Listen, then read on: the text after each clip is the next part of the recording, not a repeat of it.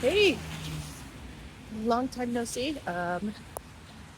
Welcome to Elisa Reviews Outside. Today I am reviewing Rebecca by Daphne Du Maurier. This is a book that was written in about the 1930s and it is fantastic.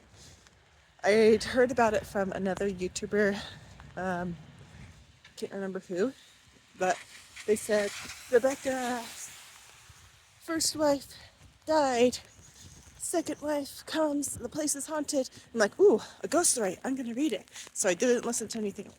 It's not actually a ghost story, but it is a dark romance mystery. They call it romantic suspense. The main character, whose name we never get to hear, she marries a widower named Maximus de Winters, and she goes to his large estate in England, and because she marries him, they meet in Monte Carlo, and they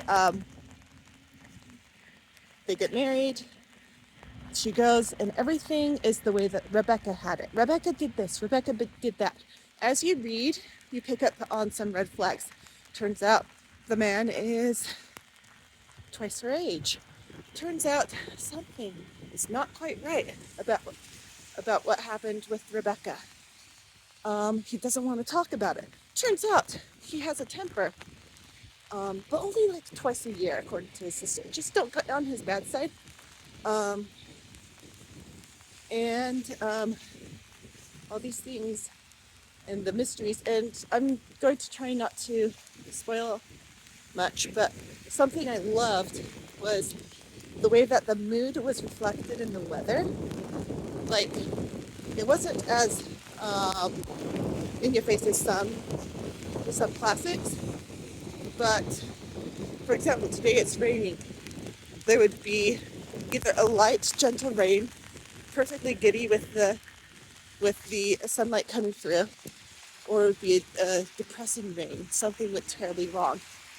And the way that Daphne Du Maurier describes things, it's just fantastic. And I was going to read you a section, and maybe I'll pause and put some audio over this. But it's raining, so I'm not going to have the book out with me because it's a library book. I don't really want to do that with my own books either, but it just transports you directly into the story. Not just the weather, but everything. Hey, so I took my book back to the library, but I downloaded a sample of the ebook from my ebook reader. So Rebecca Du Maurier. And here is a couple of just a bit of an excerpt. I love how she sets mood and tone in her descriptions. Anyway, here it is. Chapter 1. Last night I dreamt I went to Manderley again. It seemed to me I stood by the iron gate leading to the drive, and for a while I could not enter, for the way was barred to me. There was a padlock and chain upon the gate. I called in my dream to the lodge-keeper, and had no answer. And peering closer through the rusted spokes of the gate, I saw that the lodge was uninhabited. No smoke came from the chimney, and the little lattice windows gaped forlorn. Then, like all dreamers, I was possessed of a sudden with supernatural powers and passed like a spirit through the barrier before me. The drive wound away in front of me, twisting and turning as it had always done. But as I advanced, I was aware that a change had come upon it. It was narrow and unkempt, not the drive that we had known. At first I was puzzled and did not understand, and it was only when I bent my head to avoid the low swinging branch of a tree that I realized what had happened. Nature had come into her own again, and, little by little, in her stealthy, insidious way, had encroached upon the drive with long, tenacious fingers. The woods, always a menace even in the past, had triumphed in the end. They crowded, dark and uncontrolled, to the borders of the drive. The beeches with white, naked limbs leant close to one another, their branches intermingled in a strange embrace, making a vault above my head like the archway of a church. And there were other trees as well, trees that I did not recognize, squat oaks and tortured elms that straggled cheek by jowl with the beeches and had thrust themselves out of the quiet earth, along with monster shrubs and plants, none of which I remembered. So yeah, I was sucked in just by those first couple paragraphs. Anyway, back to the review. And the main character, who we only know as Mrs. De Winters after that, because she doesn't get her own name. Like her inner thoughts, like her imaginings are just like perfect for a 21-year-old who's trying to figure out herself and imagining what her future will be like. Like I was very much like letting like my thoughts go sideways like hers, and just like daydreaming and then coming back to reality. And like at one point she like Maxine was like, what are you doing?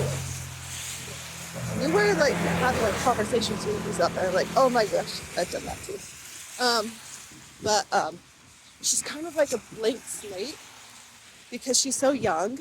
Like he is able to manipulate her, and she just is so infatuated with him. And he's so much older, and like all these different things. And it's like, I commented on my social media, which no, you don't get to know it. But I commented on my social media like that it should have been like part of my English AP English literature class, because there's so much that could be used, could be compared to other things like Wuthering Heights, like just like comparison contrast to even Jane Eyre and stuff like that. Anyway, it was fantastic, and I really recommend it. And if you like mysteries, if you like drama, if you like old stories, vivid illustrations, like this book was over almost 400 pages long with tiny print. It took me forever to read because I would only have like 10 to 15 minutes a day. But I was sucked in from the very beginning, and the pages fly by, even though there's so many and there's so small words, just because of how vivid she makes everything and how you get right into the heads of the main character, and it's first person. And anyway, I really recommend it, and hope you enjoy it. Bye.